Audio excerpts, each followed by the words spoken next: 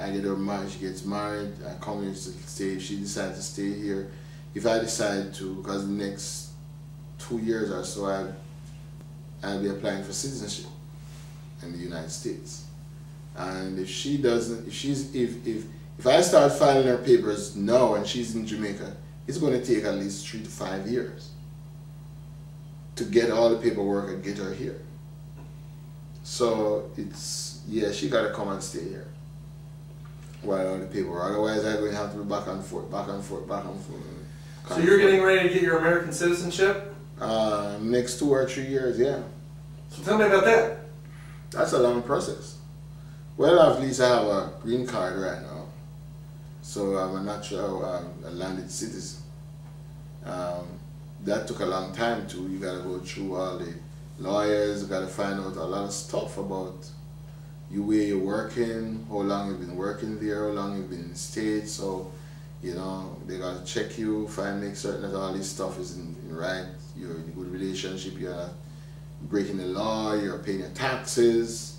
You know, having gone through all of that ropes, then they have to call you in to interview you to figure out how that's going to work. To get the citizenship, you got to go to the paperwork again, apply for, do all the paperwork, go through the interviews, get a lawyer to help you to go through the process, study up all these questions about American history, know who were these presidents, who were this, who was that, and then when they approve of you, you got to go to this swearing in, whatever they call it, and they give you some question to answer. You got to answer a certain amount, hopefully you get as much as possible.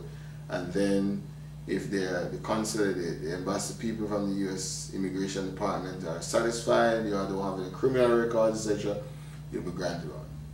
And get a citizenship and be part of the American community. So that's one of your goals right now? Yeah, one of my goals is really to be an American citizen. Why should I be here paying my taxes and all that stuff and not getting as much benefits as possible? I mean, come on, man. I understand. I put in a lot, man. I've given a lot of hours. I mean, you know, think about it. You understand what I do. How many, even just working at Atterbury, how many Americans want to work there? No.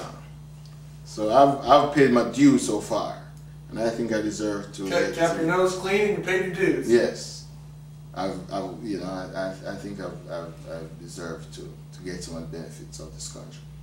In fact, I believe that wherever you are, you need to do what you have to do and get the benefits you need to get.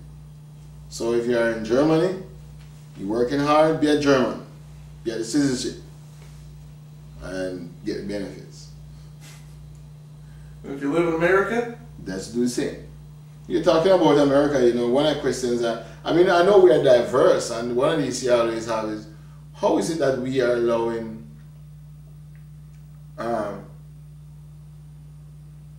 America is an English-speaking country.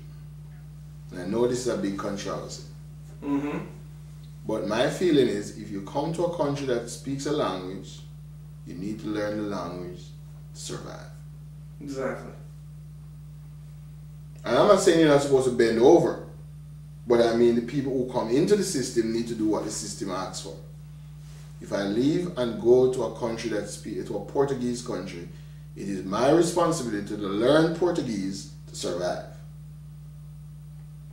Exactly. That is kind of part of my argument when I hear the argument about, well, you know, English and Spanish and all that stuff. And I'm not saying that we're not supposed to have Spanish classes, but I think sometimes it's unfair to pressure the people who are there to, in other words, if the Spanish people come, they need to learn English to survive. And I'm also saying the English people learn to appreciate the fact that if we're going to live with them and we're going to work with them, that we need to learn some Spanish too.